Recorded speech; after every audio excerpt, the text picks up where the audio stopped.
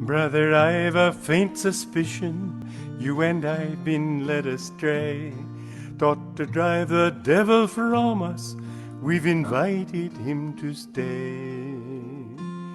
What we need is light, for we can't drive out the darkness with a stick, with a stick. No, we can't drive out the devil with a stick. Some proclaim all men are sinners, can't escape the devil's might. How their interest must intrigue him, they won't let him out of sight. What we need is light, for we can't drive out the darkness, talking sin, talking sin. No, we can't drive out the devil, talking sin. Some of us were taught the slogan, social evils must be slain. But can anger drive out sorrow, and can passion conquer pain? What we need is light, for we can't drive out the darkness while we hate, while we hate.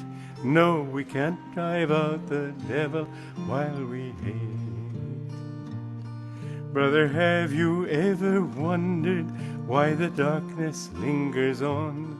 If we want to see the sunrise, let us turn and face the dawn. What we need is light, for we'll only beat the darkness when we love, when we love. Yes, we'll only beat the devil when we love. Now we'll watch a brief video clip of Swamiji on this topic of working with negative forces. And I was in the bus going from Delhi airport to Connaught Circus, and it was late at night. All the people in the bus were Westerners. I could see nothing outside the window. All the impressions were Western, or certainly not spiritual. And yet I closed my eyes to meditate, and I could feel this joy coming up out of the ground. Now, India has that power. This northern India is the Yoga Bhumi of India. There is a real vibration here. And when you go to spiritual places, this is the benefit of pilgrimage too. Go to places that people have worshipped God. There is a definite something in the atmosphere. Go to places where saints have worshipped God. Go to places where saints are. Go to places where people together, even today, worship God. There is something in it. You know, there's a story Ramakrishna told also about Chaitanya when he came to a place where they made mridanga drums for chanting.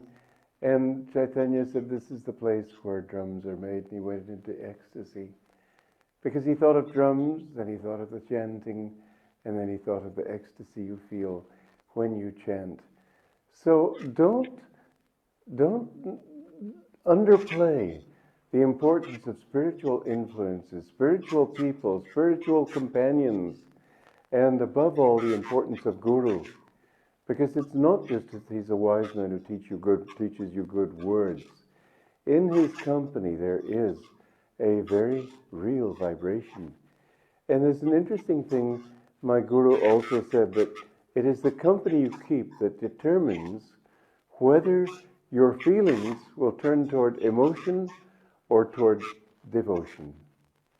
If there are emotional people around you, that isn't devotion. Devotion is calm, but it will turn you toward that.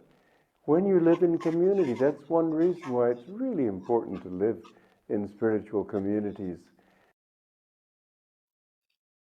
Welcome again, everyone. So wonderful to hear Swamiji singing and to see him and to hear his words on this really important topic of how to be rid of negative influences in our lives.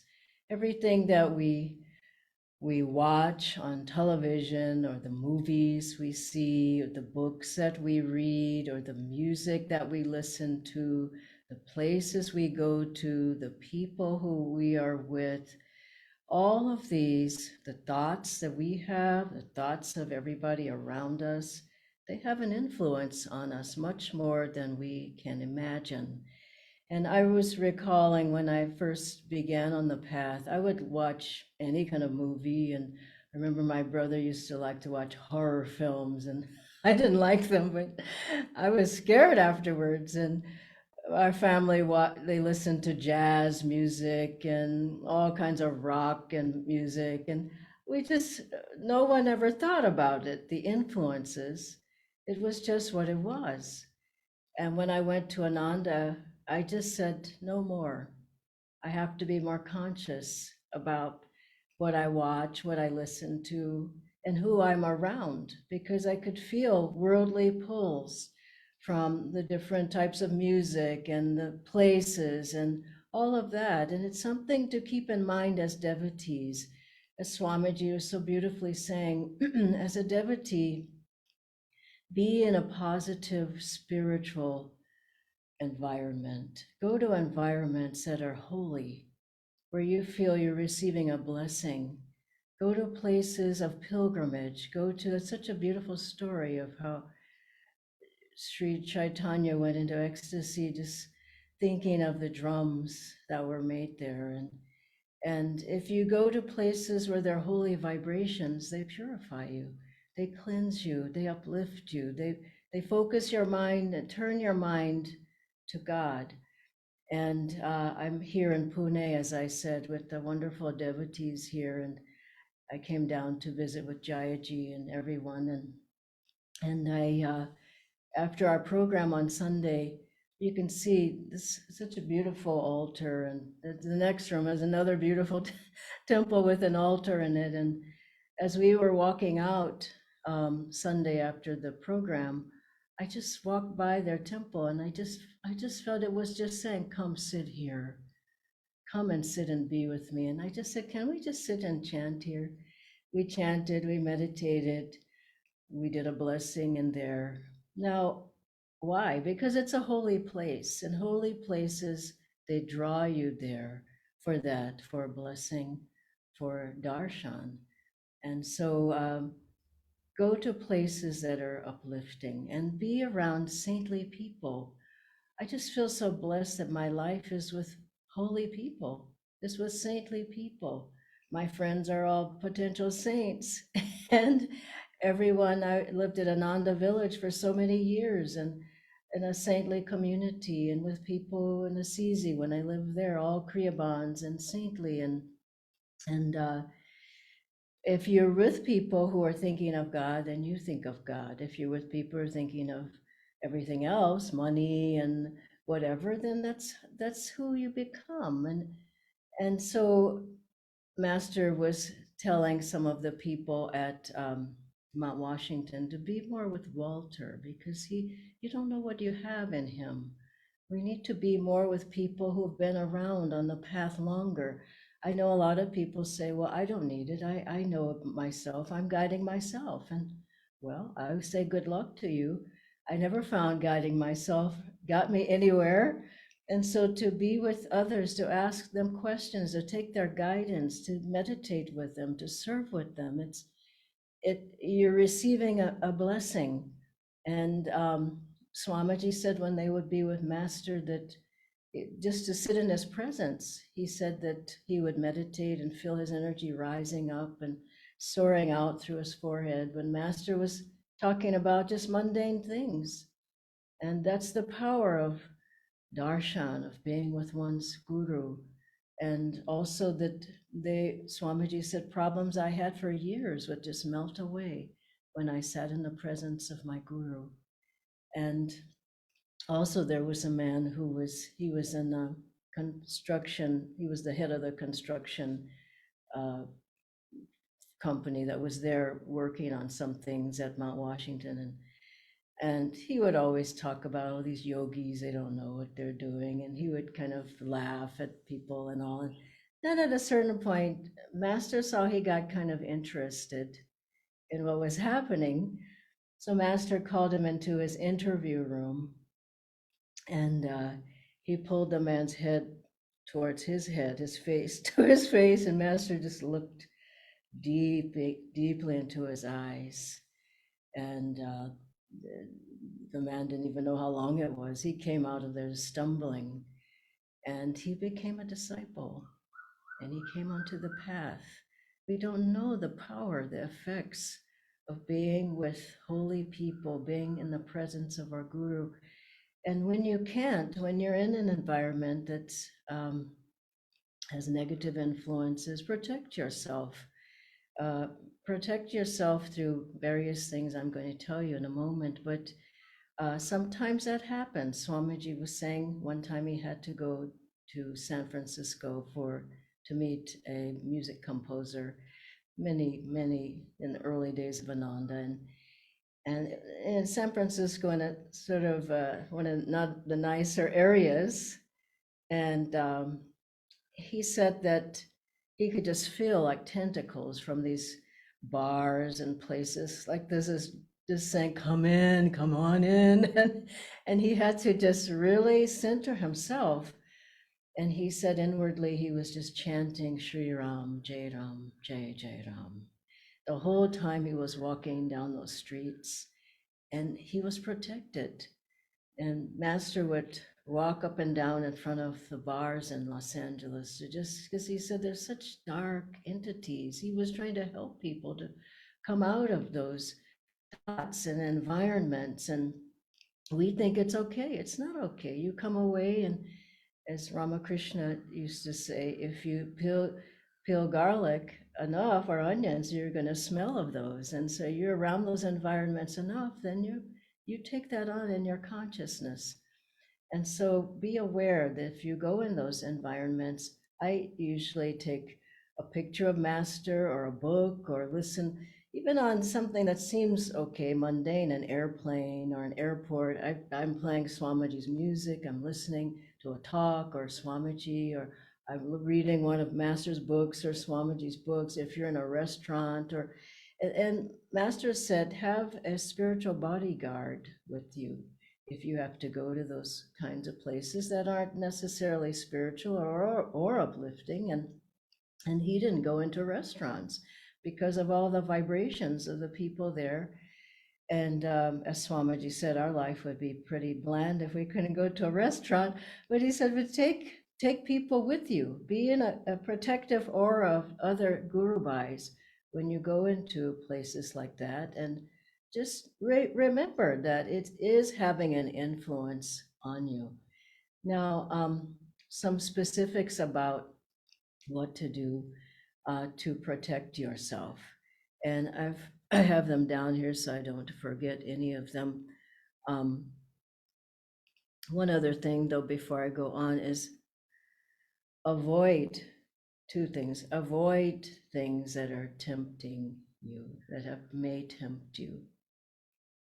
You may think you're strong enough. Usually you're not. And remember the story of this person who Master, they drank all the time, alcohol, and Master told them not to drink. And they said, okay, I won't drink. And then they would keep the bottles of the drink in the cabinet in their house, where it shouldn't have been in the house at all. And then they said, oh, I keep it for my friends. Well, why? And then they said, well, I break it out of the cabinets because I like to see the labels. Well, you're asking for trouble. And they said, oh, just a sip. Then they started drinking again. So don't think you're strong enough to overcome these things. Just don't come around them. And one other thought is keep your space clean. Keep the vibration clean. Keep your aura clean. But in the space that you're in, the environment, get rid of things that are clutter. I go through my place all the time and just get rid of, I don't need that, give it to somebody else. And to see somebody wearing the outfit that you haven't worn for 3 years, see them wearing the next day is amazing. And so go through your closets, go through your storage, and really, it's tamasic. And there was someone who came to Ananda village, and they came into the garden, and the garden was beautiful. It was a Swami Chidananda. And he said, "Oh, it's so beautiful here." But he noticed one rusty can that was lying in the garden. He said, "Now, what is this for?" And the different Guru Bhai said, "Oh, we use that to water the plants." And he said, "But it's tamasic." He said, "If you're going to use it, paint it, clean it, paint it, put it in a place, its own place, and this is your watering can." But he said, "Don't just throw it there." And Swamiji said, Master was clear about it. He saw a piece of paper, pick it up. We just sort of throw things, and don't care where it is. But he said that brings lower astral entities. And I remember recently, and where I live, I just thought this room that's next to the meditation room, it's not clean. It's junky. There's junk in there. And I just got up and I just cleaned it out. And I feel so much better in that room now. So just be aware that you want angelic beings. You want the masters to come visit in your house and your office and wherever you are. Just, is it ready for master to visit? But then again, he said to the monks, he went into the monks' kitchen one day, master did, and it was a disaster. And he told them, he said, "Well, it could be worse." So you don't want to get so tight that there's no joy in your life, but just be aware. And so things that you can do. One is keep your own aura strong through your sadhana, through energization, through doing kriya. Don't think that I do 6 kriyas and I'm protected. You need to be doing, if you've been around a while, do enough kriya so that you feel there's power, there's shakti flowing through. You feel your auras, your aura protection is there. Another one is keep the pictures of the gurus around in a clean place. Now, I visited 3 African countries, and one of them in which you could feel there was not a very clean vibration there. And we used to get letters from people who said, "Oh, I feel darkness, negative vibrations, and somebody's putting a hex on me." And that was pretty extreme. But Swamiji said to them, he told us to write them, put the pictures of the gurus around, outside, inside, they emanate light and they will protect you. And also, if you feel a heavy energy in your house, go in your house. I have an altar in every room, small, large, but I have an altar in every room because I want the gurus in my house. I have an altar before you come in the house, before you come in the door. And so make sure you have the pictures of the gurus there.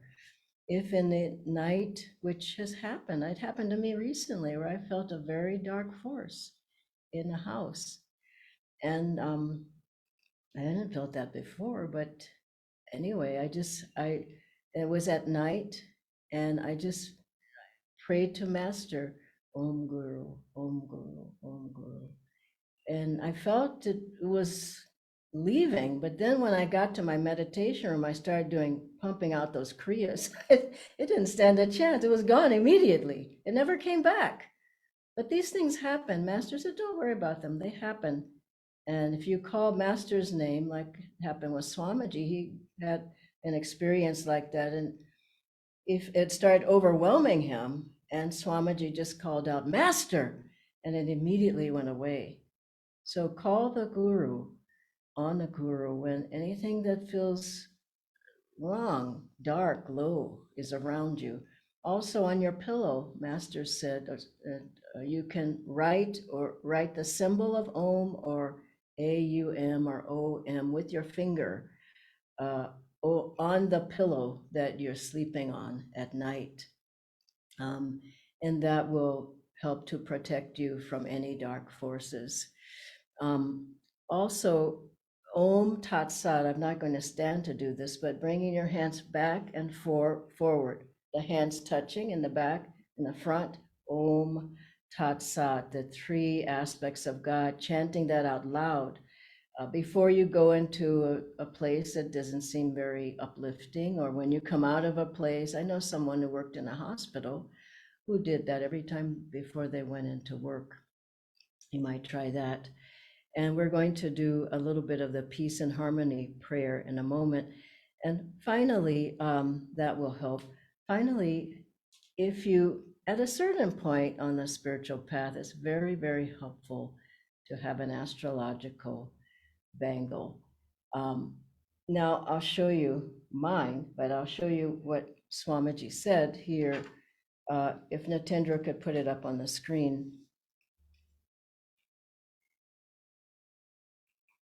The bangles were recommended, as you know, from Autobiography of a Yogi by Master, by Swami Sri Yukteswarji to Master, so Master to us.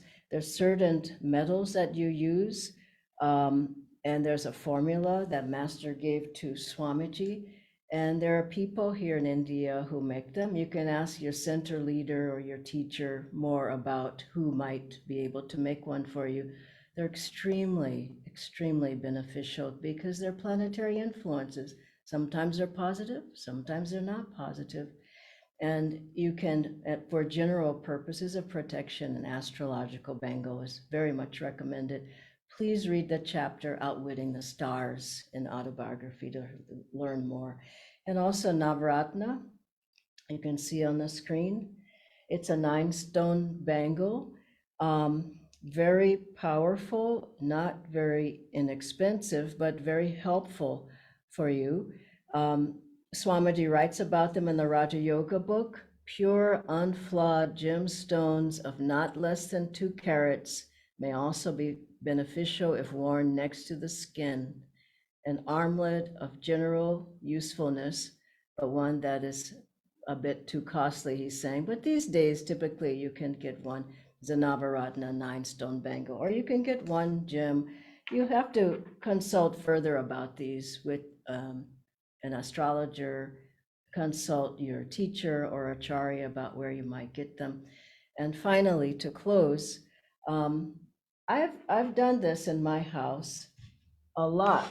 If just recently, if I feel a strange energy of any sorts, I go around, and you might have a pujari there, but I go around myself and I bless the house. We do house blessings through Ananda, and go to people's homes and bless their homes before they move in.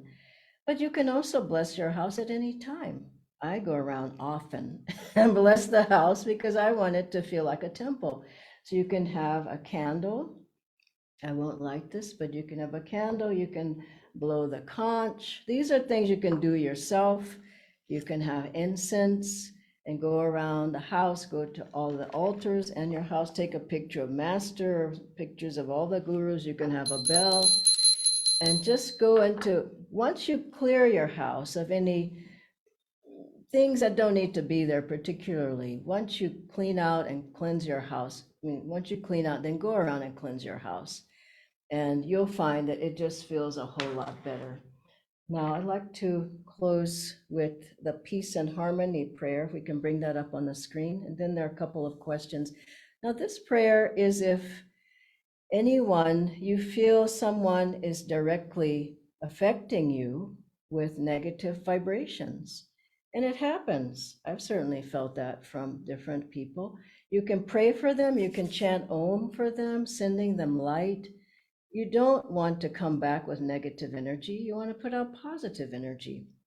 And so with this prayer, peace and harmony from Ananda, let's just try it. Think of someone who you're having a difficult time with.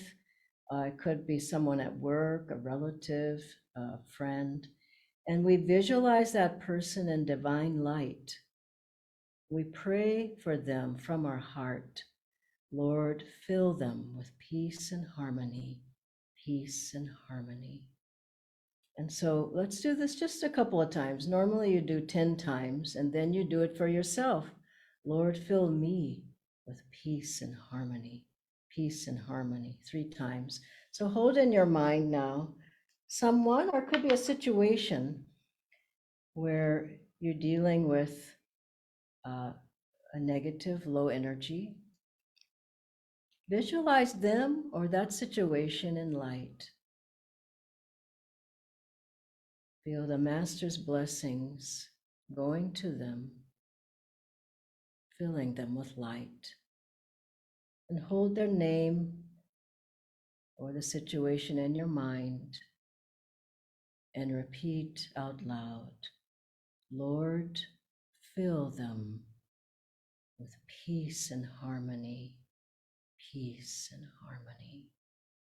You can say their name as I'm saying them. Lord, fill them with peace and harmony, peace and harmony. Let's do it once more. Lord, fill them with peace and harmony, peace and harmony. Then for ourselves, Lord, fill me with peace and harmony, peace and harmony. Feel a divine light coming into you. Lord, fill me with peace and harmony, peace and harmony. Lord, fill me with peace and harmony, peace and harmony. Let's rub our hands together and chant Om for whoever it is or whatever situation you want to send light to now. Om.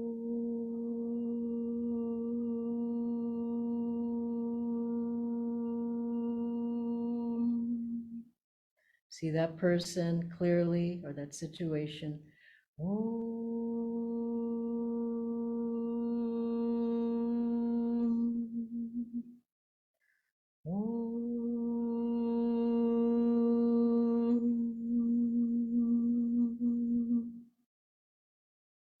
Shanti Shanti. Now ask Nitendra to join me on the screen. We have a few questions. If you can stay, please stay over about 5 minutes or so. Thank you, Dhyanaji. These questions are before we did the prayer and we heard the ringing of the bell. Otherwise, these questions don't arrive. Okay. So the first question, Dhyanaji, is sometimes I feel people are upset with me and that they are sending bad vibrations towards me. What should I do in those situations? I would say the thing you don't want to do is drop your consciousness down to their level and be upset with them, mad with them, send them bad vibrations back. Then you're just entering in to that bad energy. Step back, and it's difficult to do, but step back, try strengthening yourself, maybe doing a couple of pranayams, maybe do 1 or 2 kriyas, maybe go outside, get some fresh air or something like that. Or if you're at home, this peace and harmony prayer is very powerful. I would do that. Or rubbing the hands, praying for them. Usually people, they're just in a lower consciousness. It's not that they really want to do harm, but they can't help themselves. And you're stronger than them, so why would you drop down to that level? So the stronger person, if you've got a lot of energy flowing through and there's a lot of light, that just like the song, what we need is light. Once there's enough light, the darkness vanishes, or the people go away and they just don't bother you anymore. Okay, so try that. Don't go into their level of consciousness. That's the important thing. Thank you, Dhyanaji. The next question is, when my energy is low, I feel that I absorb others' vibrations even if they aren't good. So how can I block those or perhaps get stronger myself? Yeah, you've got to have a strong sadhana. You can't, if you're weak and the other person's stronger and they're negative, you're going to have a hard time. Guru can save us from anything, but you need to try to save yourself. So doing, maybe energizing twice in the day, maybe doing tension and relaxation, all the tools, chanting's half the battle, singing Swamiji's music, playing his music.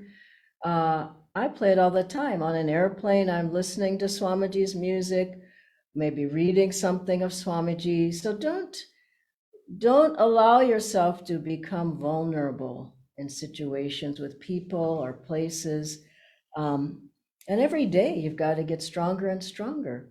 Every day that you energize, every day that you chant, every day that you do Kriya, the more Kriyas. If you're going through a hard time, some days or weeks, or sometimes it's months, sometimes, honestly, it could be years. You have to up the sadhana. You can't do less of the sadhana because you feel weak. I know some people say, oh, I'm so weak, I'm not going to do anything. Guruji will do it. I haven't found that works. I find I just get weaker and weaker. But if I say I'm going to do my best, then the help comes. Thank So you. do what you can, get stronger and stronger. Be a spiritual warrior. Don't be a weakling. And as you energize every day, you get strong. You do more and more kriyas, you get very strong. Your aura gets very, very strong. Otherwise, you're so emotional. You no, I can't do. I can't. I hear so many people. I just can't do it. Well, why can't you do it? It's just there's no reason why you can't do it, except you're saying you can't do it. So be in the company of strong people, strong devotees. Don't, even devotees that are weak, don't hang around with people who are always saying, I can't. Swamiji told us, say, I can, I will. And he challenged us on it. Do it. Don't always lean on other people. It's not, you don't grow yourself. Lean on God that's within you, and you'll get strong. And I've said this before, but when I went through major tests, Swamiji just said to me, look what it takes to find God. He didn't say, oh, you poor thing, let me help you. Then he said, look what I've had to go through. And I just went, wow, this is serious business. And so it is serious business. Energy, we have a live question. Mm-hmm. It is, at times there are disagreements between others and we get into the trap of the habit of pleasing them just to have a cordial relationship. Is that okay, or how do we get beyond that situation? Really, I've seen that here. People will say things, and I've been here almost 18 years now, so I can see through them a little bit more than I did at the beginning, but it doesn't help the person or you. I mean, you want to be gracious, you want to be kind, but you don't want to give ego balm, and you don't want to just say something just to make harmony. If something needs to be said, it can be said kindly, can't it? You don't have to shout it, but kindness is important. But being dishonest isn't right. There's truth and there's fact. So Swamiji has said that you go to the hospital, you see someone who's really ill in the hospital, you don't say, oh, you look terrible. The fact is, they may look like that, but the truth is that in their soul, they're forever in light. So just say things kindly, be appropriate. Don't blurt things out and don't hide things. I think from what I've seen here, no, I could be wrong. What I've seen is people could be a bit more direct rather than, oh no, I remember someone told me years back, I asked them, now, see, I said, now there's a program coming up. Are you going to be able to come? Oh, definitely, I'm coming. Yes, I'll be there, Dhyananji. And I looked in their eyes and I said, you aren't able to come, are you? She said, no, I'm not able to come. And I said, well, why did you say you were coming? She said, I just didn't want to hurt your feelings. And there's the story of the man, the story. It said he was coming to Swamiji's talk. And Swamiji went to borrow a dhoti, this was here in India, from a man, and this other man was there who didn't know, and Swamiji said he was giving a talk. Oh, I'll be sure to be there, he said. Swamiji didn't know the man even, he didn't even invite him. He said, I'll be sure to be there. And so later Swamiji, of course he didn't come, but he said Swamiji didn't know, the man didn't know what the talk was, where it was, when it was, the time, nothing. But he said, oh, I'll just be there. So don't do that. It's not helpful. I find it irritating, in fact. And so just say, the truth, but kindly. I would love to come, but I'm just not able to. That's so much more clear, isn't it? You have Absolutely. time for one more? Yes, Dhanaji. One last question. There are negative thinking relatives at home, Oh. or or those who come often, they are also negative. So I love them. I love them, but I feel affected by them. So what can I do? Oh, gee, that's not an easy question, but I certainly go through that. What can you do? Well, you're there with the relatives to learn different things in your life. It's not by chance. There's things that you're learning, things they're learning. You have to do your best. I would say be kind and but also have space for yourself. Don't don't overdo. Go out, be nowadays it's easy. You can be online to uplift yourself with there's so many programs. There's yoga, there's meditation, there's chanting, there's these kind of programs, and do things that uplift you because it'll take you down. I remember when I first came here to India and I'd go back and visit my relatives and I would say, "Oh, hi everybody," and and then they would be watching whatever programs, and so a day or so later, I'd say, "Hi, I just want to tell you all, I'm watching my program now." I just come back later. I said, "I've just been in India for a whole year. I'm watching my program." Then I go to my sister's room. "I want to tell you about India. I'm watching my best program now." It was like Empire and all these different. I said, "Why would you watch it? Don't bother me. Don't talk about yoga." And last thing, they didn't want me to talk about yoga at all. So, what do? If you're the stronger person, then just do your best. Be kind. Pray for them. Be respectful. Don't say, "I'm done with you. I'm just a yogi now. I'm going to my cave." And I just, I think the best thing is see God in everybody the best you can.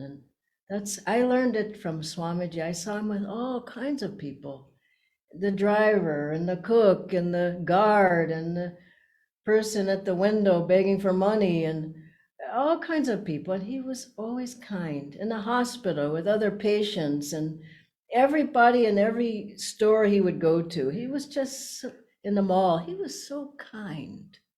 Everybody, everywhere, remembers Swamiji, wherever he went. That's what you want. And with relatives, a closeness, when it gets too close, then there's people take advantage. So just have some space of your own. Have time alone as well. And then pray for them. Pray for everyone.